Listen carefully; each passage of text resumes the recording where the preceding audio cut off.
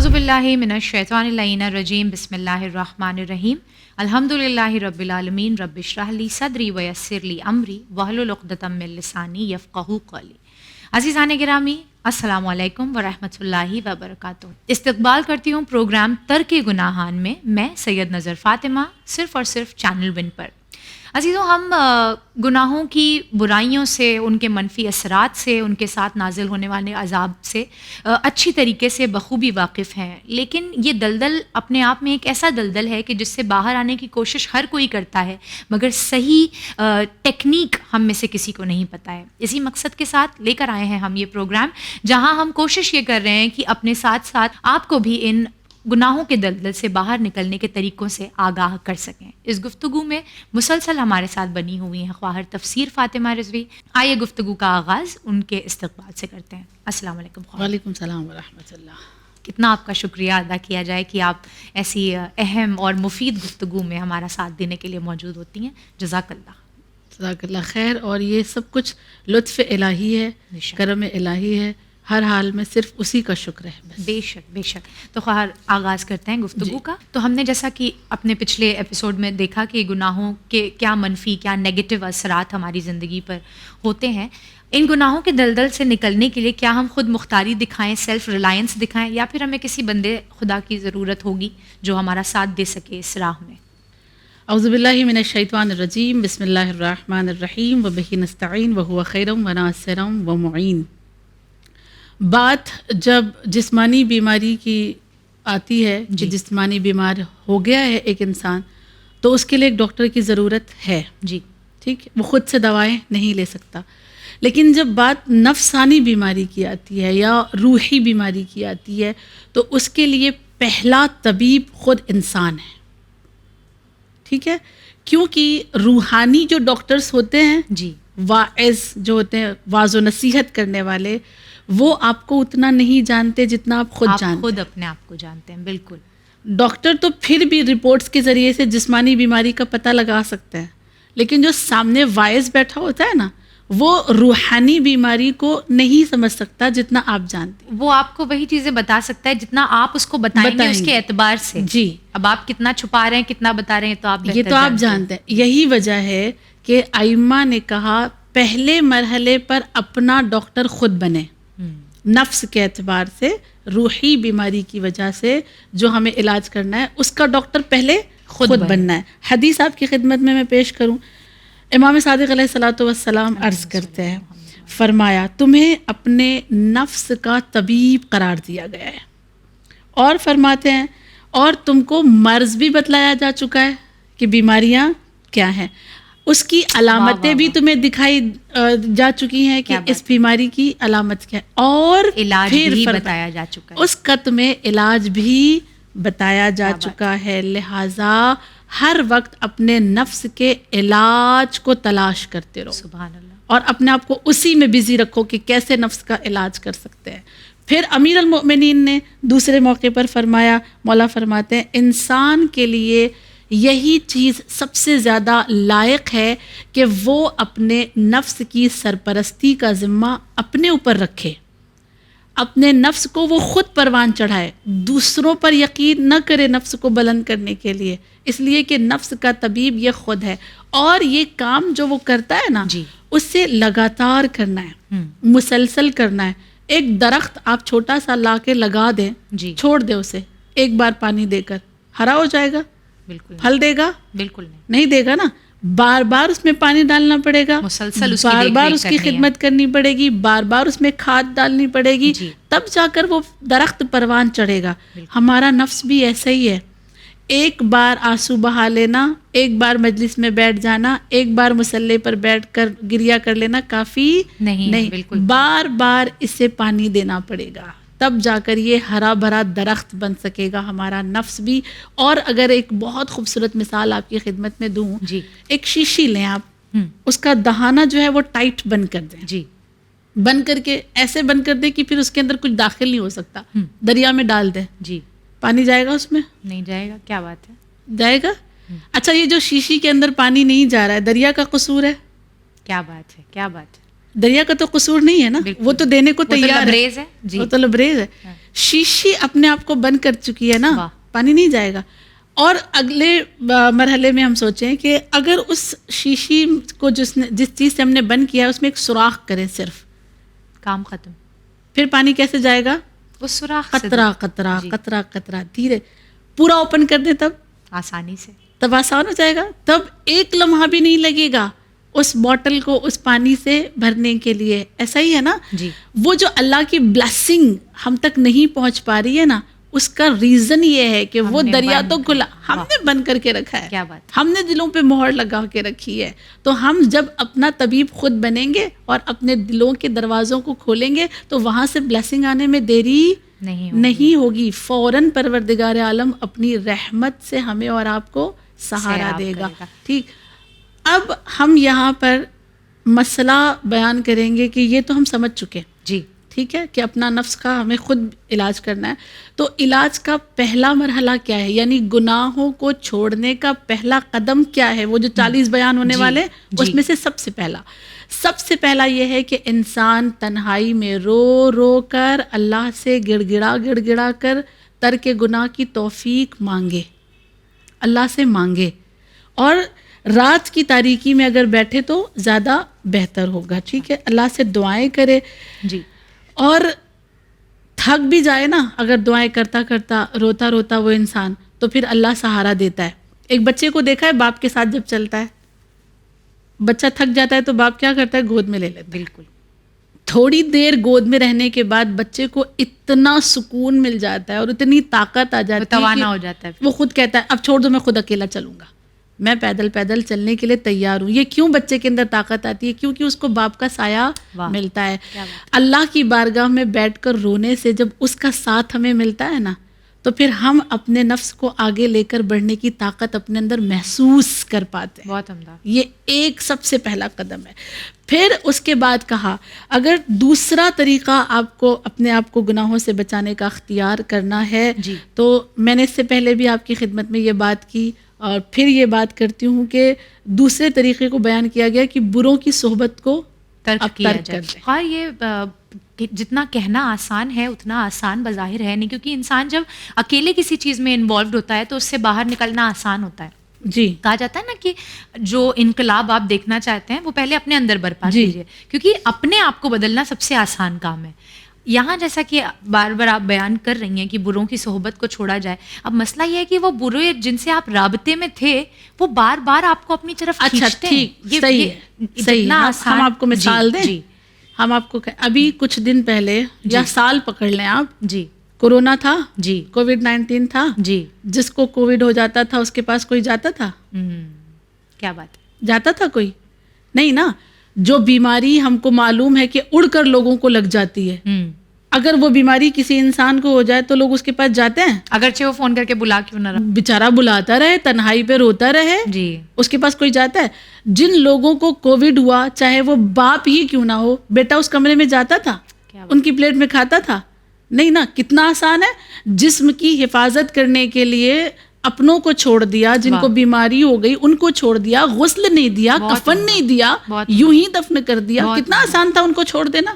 تو کیا اپنی روح کو سنوارنے کے لیے ہم گناہگار لوگوں کو نہیں چھوڑ سکتے؟ بہت عمدہ جواب. کیسے کوئی کہہ سکتا ہے کہ آسان نہیں ہے؟ جی, ٹھیک ہے, اب بات درست ہے. بجا جی, یہی وجہ ہے کہ بار بار یہ حدیثوں کے جملے آئے ہیں. دیکھیں ایک بہت خوبصورت جملہ ہے کہ ان جو دوست ہوتے ہیں نا, جی, خلیل جو ہوتا ہے, جو دوست ہوتا ہے, جس کے ساتھ اٹھنا بیٹھنا بہت, دوستی یعنی سلام دعا کو نہیں کہا جا رہا ہے, جی, جی, جی, جس کے ساتھ انسان ہر وقت رہتا ہے, جس کی عادتیں آپ میں آ جائیں, آپ کی عادتیں اس میں چلی جائیں, اتنا قریب جو آپ کے ہو. تو جو عقیدے اس کے ہوں گے وہی آپ کے مانے جائیں گے, بھلے آپ کے الگ ہوں. جی, جیسا دین اس کا ہوگا وہی دین آپ کا مانا جائے گا, بھلے آپ کا دین کچھ. جی, ہمارے ابو اس کی بہت اچھی مثال دیا کرتے تھے کہ بیٹا اگر تم جو ہے وہ شراب کی دکان سے شیشی میں یا گلاس میں دودھ بھی لے کر باہر نکلو گی تو لوگ یہی سمجھیں گے کہ تم جو ہے وہ شراب لے کر نکلی ہو. کوئی یہ نہیں دیکھے گا کتنی طاہر چیز تمہارے گلاس میں ہے اس وقت. لوگ یہ دیکھیں گے تم کہاں سے نکل رہے ہو, تم کن لوگوں کے ساتھ رہ رہے ہو. بے شک یہی وجہ ہے کہ حضرت لقمان نے جب اپنے بیٹے کو نصیحتیں کی ہیں تو اس میں سے ایک نصیحت یہ بھی تھی کہ اے بیٹا, اہل علم سے دوستی کرنا اور ان کے ہی نزدیک رہنا, ان کے گھر آتے جاتے رہنا تاکہ تم بھی اہل علم میں شمار ہو سکو اور اپنی آخرت کو کما سکو. ٹھیک, تو ہم اور آپ یہ دو طریقے, سب سے پہلے رو رو کر مانگنا, دوسرا بروں کی صحبت کو ترک کر دینا, چھوڑ دینا. خیر یہ تو وجہ آپ نے فرمایا کہ خدا کی بارگاہ میں توفیقات کی بھیک مانگی جائے کہ وہ ہمیں گناہوں سے بچنے کی توفیق دے, لیکن دعا کے ساتھ ساتھ اپنی طرف سے عمل کیا کیا جائے, کس چیز کا خیال رکھا جائے؟ دو طریقے میں نے آپ کی خدمت میں عرض کیے گناہوں کو چھوڑنے کا, اور پھر اس کے بعد آپ کا سوال یہ ہے کہ کس طرح سے اپنے آپ کو بچایا جا سکتا ہے. یعنی دعا کرنا تو دعا کرنا ہے, اس کے بعد پھر اپنی طرف سے عمل کیا کیا جائے, پریکٹیکل کیا کرنا ہے. تو پریکٹیکل کے لیے تیسرا طریقہ جو گناہوں سے بچنے کا بیان کیا گیا ہے وہ یہ کہ دوسروں کو دیکھو اور سیکھو. اچھا, قرآن کیوں بار بار اس کی داستان, اس کی داستان, اس کی داستان, اور ایک بار نہیں کئی بار. بالکل بالکل, داستان بہت ریپیٹ ریپیٹ ریپیٹ ریپیٹ. انسان کو ریپیٹ مجلس سننا بھی پسند نہیں ہے نا, لیکن اللہ کتنی بار قرآن میں ایک ہی آیت کو سیم ریپیٹ کرتا ہے. اللہ نے نماز میں ایک ہی سورہ کو روز پڑھوایا ہے. یہ جو ریپیٹ کروا رہا ہے نا اللہ, یہ بہت زیادہ ضروری ہے انسان, تاکہ اس سے سیکھ سکے, عبرت ملتی رہے, اسے بار بار سمجھ میں آئے کہ نہیں جو یہ کیا جا رہا ہے یہ غلط ہے. لہٰذا سب سے پہلے دوسروں کو دیکھیں اور عبرت حاصل کرتے رہیں, جیسا کہ قرآن مجید سورہ یوسف آیت نمبر 11 میں پروردگار عالم نے فرمایا لقد کان فی قصصہم عبرۃ لأولی الالباب.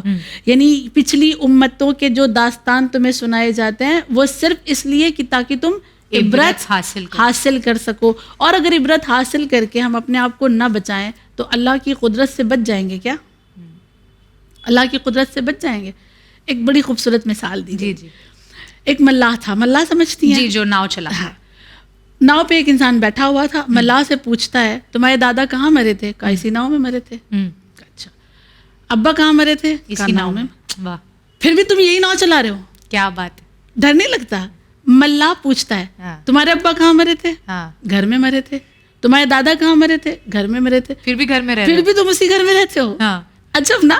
یعنی ملاح اس کو یہ بتانا چاہ رہا ہے کہ تم کہیں بھی رہو, اس کی قدرت سے تم بچ نہیں سکتے. کسی صورت اس کی قدرت سے اپنے آپ کو فرار نہیں کر سکتے, کہیں نہ کہیں پکڑے جاؤ گے, اس لیے کہ پوری دنیا اس کی قدرت سے بھری ہوئی ہے. امام حسین علیہ السلام کی وہ مشہور حدیث کہ گناہ کرنا ہے تو جی کھول کے کرو, مگر یہ کہ اس کی مملکت سے باہر نکل جاؤ. اور پھر ایک بڑی خوبصورت مثال حضرت موسیٰ کی, جب حضرت موسیٰ سے کسی نے کہا کہ اگر سمجھ لیں کہ آسمان جو ہے وہ کمان ہے اور مصیبتیں جو ہے وہ تیر ہیں, ٹھیک ہے, تو اور خدا جو ہے وہ تیر انداز ہے. اچھا, تو پھر اس تیر سے کیسے بچا جائے؟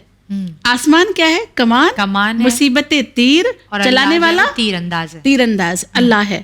تو پھر کیسے بچا جائے؟ حضرت موسیٰ نے کہا آسان طریقہ ہے, تیر انداز کے قریب چلے جاؤ. ہاں, کیا بات ہے. اس لیے کہ تیر چلانے کے لیے ڈسٹنس ہونا ضروری ہے. حضرت موسیٰ کا جواب ہے واہ بھائی واہ, تیر تب چلے گا جب فاصلے ہوں گے, نزدیکی میں تیر نہیں چلتا. لہٰذا تمہارے لیے ضروری ہے کہ تم تیر انداز کے پاس چلے جاؤ. اب وہ تیر نہیں چلائے. کیا جواب ہے بھائی, کیا کہنا. اللہ کی قدرت سے بچنے کے لیے بھی اسی کی قدرت میں, اسی کی رحمت میں ہمیں داخل ہونا پڑے گا. سبحان اللہ, سبحان اللہ. کیا فقط یہ عبرت حاصل کرنا ہی ضروری ہے یا پھر نیک لوگوں کے ساتھ رہنا بھی ضروری ہے؟ آپ یہاں پہ بیٹھے ہیں اور بیٹھے بیٹھے کہیں مٹھائی مٹھائی, زبان آپ کی میٹھی ہو جائے گی؟ ہوگی نہیں ہوگی نا. مرچ کہنے سے زبان میں مرچ کا ٹیسٹ آتا ہے؟ نہیں آتا ہے. مٹھائی مٹھائی مٹھائی کہنے سے زبان میٹھی ہوتی ہے؟ نہیں ہوتی ہے, اس کو چکھنا پڑتا ہے نا. تو صرف پڑھ لیا, عبرت مل گئی, اور اس پر ہم نے عمل نہیں کیا تو اس کا کوئی اثر نظر آنے والا نہیں ہے.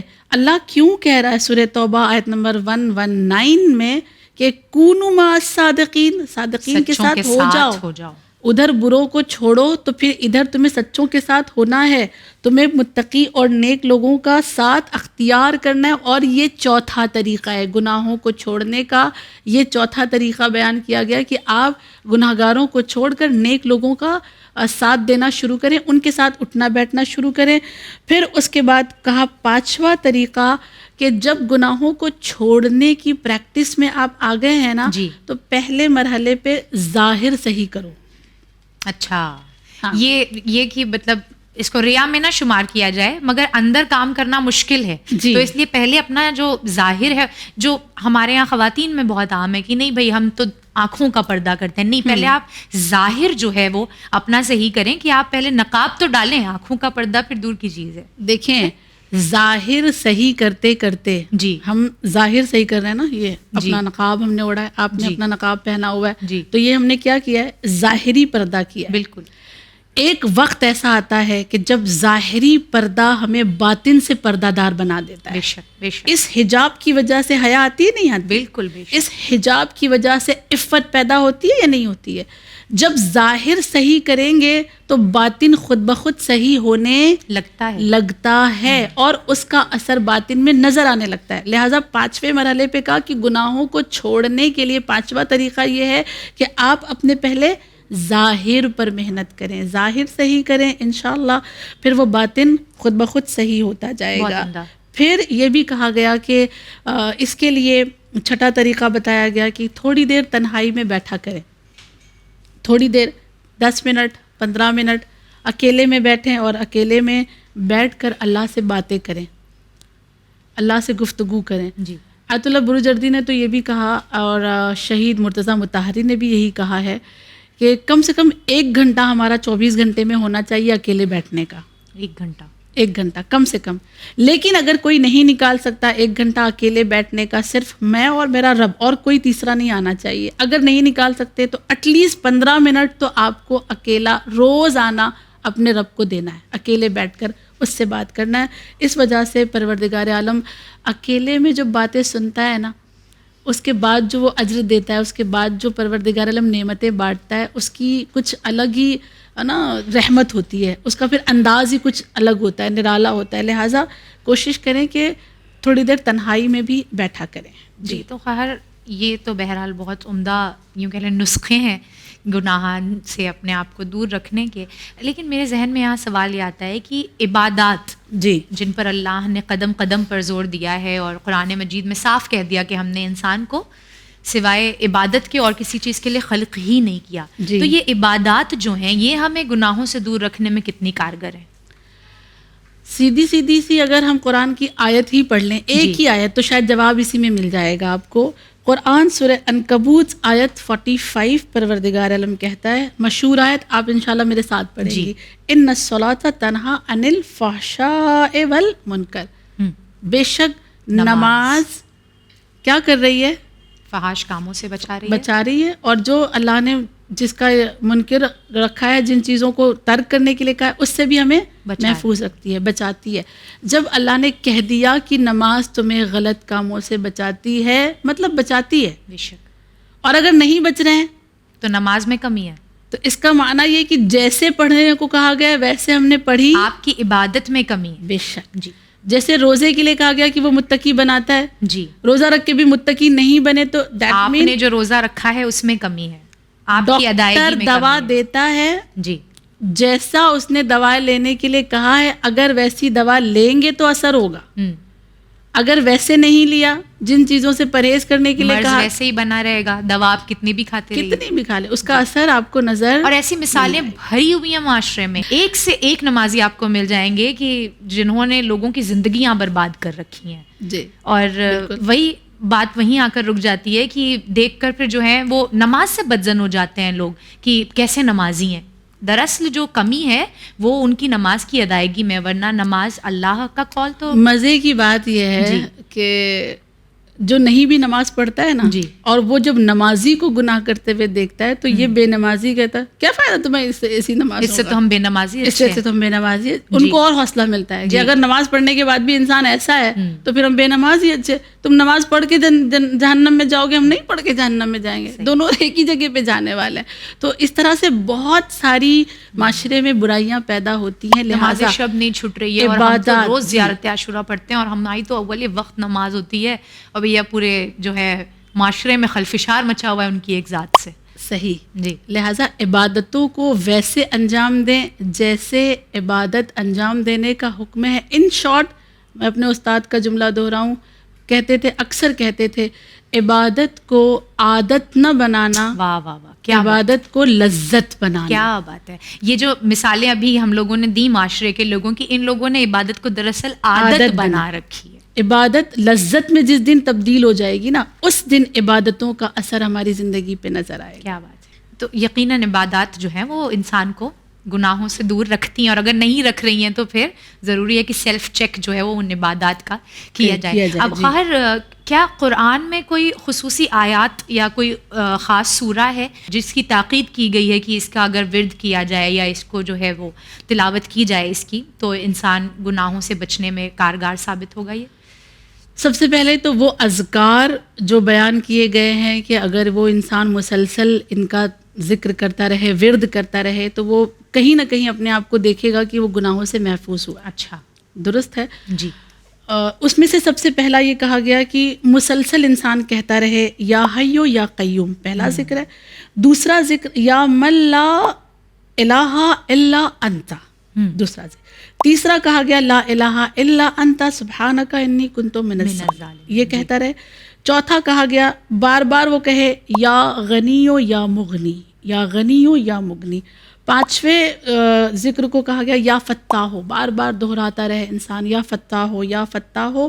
اور اس کے بعد کہا کہ اگر کوئی انسان نماز شب میں سورہ آراف کی آیت نمبر 54، 55، 56 کو 70 بار پڑھنا شروع کر دے. قنوت میں، نماز شب میں قنوت کا یہاں تو تذکرہ نہیں دیا ہوا ہے، لیکن بظاہر وہ قنوت ہی کا تذکرہ ہوگا کہ قنوت میں پڑھے. سورہ تو دوسرے پڑھے جاتے ہیں اس میں ناس. یہ 3 آیات جو ہے وہ اگر 70 مرتبہ اپنے قنوت میں پڑھ لیتا ہے، یا نماز وطر کی قنوت میں اگر یہ پڑھ لیتا ہے، نماز وطر میں ہی جی، تو اگر وہ پڑھ لیتا ہے تو یقین حاصل کرنے اور غلط خیال کے دور ہونے میں یہ آیات بڑی کارگر مجرب ہے. یعنی انسان کو پھر اس کی ذات پر یقین حاصل ہونے لگتا ہے اور انسان گناہوں سے اپنے آپ کو خود بخود دور کر دیتا ہے اگر یہ کرتا ہے تو. لیکن آپ کا سوال یہ ہے کہ کیا قرآنی کوئی آیت ایسی ہے یا سورہ ایسی ہے جس کو پڑھ کر انسان گناہوں سے بچ سکتا ہے؟ تو بے شک اس کے طریقے بتائے گئے ہیں. سب سے پہلے مرحلے پہ کہا گیا کہ خود امیر المؤمنین کا جملہ ہے. جی، لبوں پہ ہنسی آتی ہے نا، نام ہی ایسا ہے. خدا ہم اپنی ماؤں کے، خدا انہوں نے ہمیں اتنی بہترین دولت عطا فرمائی ہے کہ نام علی بغیر مسکرائے لیا نہیں جاتا. نام لو تو لبوں پر مسکراہٹ، ایک زندگی جینے کا حوصلہ ملتا ہے نا نام علی سے. بے شک امیر المؤمنین فرماتے ہیں قرآن کے واسطے سے اپنی روح کی بیماریوں کا علاج کرو. اور پھر علاج کرنے کے لیے بہت ساری چیزیں بتائی گئیں. ان میں سے سب سے پہلا طریقہ یہ بتایا گیا اگر کوئی انسان نماز صبح کے بعد روزانہ 11 مرتبہ سورہ توحید کی تلاوت کر لے تو 1,00,000 بار کوشش کرنے کے بعد بھی شیطان ہم پر حاوی نہیں ہو پائے گا. سبحان اللہ. یعنی وہ ہمیں بہکا نہیں پائے گا. جی، یہ پہلی چیز. دوسری چیز کہا گیا سورہ محمد کی تلاوت کریں. اچھا، وہ نام ہی ایسا ہے نا، اس کی برکت ہی ایسی ہے کہ اگر اس سورے کو کوئی مسلسل پڑھتا ہے تو وہ بہت جلدی گناہوں سے دور ہو جاتا ہے. کیا بات. پھر کہا سورہ زلزال، سورہ قاریہ، سورہ نبا، سورہ تکاثر کو بمع ترجمہ پڑھے، اچھا سمجھ کر. جی، تو پھر وہ کافی حد تک اس کا دل جو ہے وہ گناہوں سے خوف زدہ ہوتا ہے اور وہ دور وہاں سے ہٹ جاتا ہے. اس کے بعد سورہ منافقون کا تذکرہ آتا ہے کہ وہ اگر سورہ منافقون کو پڑھے مسلسل تو دل کا جو نفاق ہے نا وہ ختم ہونے لگتا ہے. پھر آخر میں کہا گیا سورہ واقعہ کی تلاوت کرے. اگر وہ سورہ واقعہ کی تلاوت کرتا ہے بار بار تو وہ کبھی بھی اہل غفلت میں شمار نہیں کیا جائے گا. غافل لوگوں میں اس کا نام، واقعہ کی اور بہت ساری فضیلت بیان کی گئی ہے.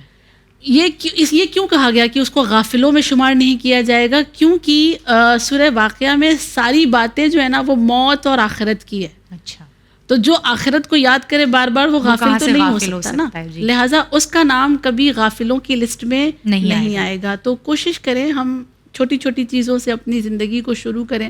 میں نہیں کہہ رہی کہ بس ایک بار کی آپ گھر جائیے اور پھر پہاڑوں میں چلے جائیے اور وہیں پہ اپنی زندگی گزاریں. اپنے آپ میں وہ جملہ ہے نا کہ انگلش میں کہتے ہیں کہ every journey starts with only a step. Yes, a journey of million steps also begins only with a step. کہ کتنا ہی طویل سفر کیوں نہ ہو، اگر ایک قدم آپ نے اٹھا دیا ہے تو پھر اللہ مددگار ہے، اور آپ کی اچھی نیت انشاءاللہ آپ کو صحیح ڈائریکشن دکھاتی رہے گی. بے شک 9 طریقے اب تک بیان کیے گئے. جی. ذکر کے ساتھ ذکر جو بیان کیا گیا وہ 8واں طریقہ تھا. پھر اس کے بعد 9واں طریقہ قرآن کا سہارا لیا جائے. جی. پھر 10واں ایک طریقہ یہ ہے اپنے آپ کو گناہوں سے بچانے کے لیے کہ وہ روحانی طبیب جو علماء ہیں ان کی طرف رجوع کیا جائے. بعض اوقات ان کے ساتھ بیٹھیں. جی. دیکھیں ہر علم کے لیے استاد کی ضرورت ہے نا، تو روحانی بیماری کے معالجے کے لیے پہلا مرحلہ تو ہم اپنا علاج خود کریں. جی. اس کے بعد اپنے آپ کو اور زیادہ اسٹرانگ کرنے کے لیے جو روحانی طبیب ہوتے ہیں ان کے ساتھ اٹھنا بیٹھنا بھی کیا شروع کریں. مگر کیا خواہر اس بات کی نہیں تاکید کی گئی ہے کہ اپنے گناہوں کو کسی پر آشکار مت کرو، کھولو مت؟ بے شک کہا گیا ہے. جی. تو پھر یہ کیسے حل ہوگا؟ اگر ہم اپنے گناہوں کو چھپائے رکھیں تو پھر وہ عالم دین ہماری مدد کیسے کریں گے؟ ان کے ساتھ صرف آپ بیٹھیں، ان کی صرف باتوں کو سنیں، آپ کی روحانیت میں اتنی تبدیلی آئے گی آپ اندازہ نہیں لگا سکتی. علماء کی مجلسوں میں صرف بیٹھنے کا اتنا اثر ہے. آپ کو کس نے کہا کہ آپ کو ان کے پاس جا کر اپنا گناہ بتانا ہے؟ نہیں بتانا ہے. اچھا. صرف ان کی صحبت اختیار کرنی ہے. ان کے ہر قدم پر ہر جملے میں وہ اثر ہوتا ہے کہ وہ جو گناہ لے کر ہم ان کے پاس جا رہے ہیں نا وہ سب ختم ہو جائیں گے دھیرے دھیرے. تو ان کی صرف صحبت اختیار کرنا ہے، اپنا گناہ ان کو بتانا نہیں ہے. خواہر یہ 10 جو شروعاتی مراحل تھے اس طویل سفر کے، انہیں ہم نے طے کر لیا. آپ کا بہت بہت شکریہ. انشاءاللہ جو بچے ہوئے چند اور طریقے ہیں انہیں ہم اپنے اگلے ایپیسوڈز میں لیں گے. آج کے لیے آپ کا بہت بہت شکریہ. عزیزان محترم، یہ تھے وہ پہلے 10 طریقے گناہوں کو ترک کرنے کے جو خواہر عزیز نے یہاں بیان فرمائے، اور ہم نے کوشش کی کہ ان کو بڑی آسان طریقے سے آسان الفاظ میں آپ تک پہنچایا جائے. خداوند عالم سے دعا گو ہیں کہ وہ آپ کے ساتھ ساتھ ہمیں بھی توفیق دے کہ جس طریقے سے ہم نے ان چیزوں کو یہاں بیان فرمایا ہے ہم اپنی زندگی میں بھی ان پر عمل پیرا ہو سکیں، اور انشاءاللہ جو بچے ہوئے 30 اور قدم ہیں گناہوں سے باہر آنے کے سفر پہ، انہیں ہم اپنے اگلے ایپیسوڈز میں طے کریں گے. تب تک کے لیے آپ کو بنے رہنا ہے چینل ون کے ساتھ، دیکھنا ہے ہمارے اگلے ایپیسوڈز. میں لیتی ہوں آپ لوگوں سے وداع. فی امان اللہ.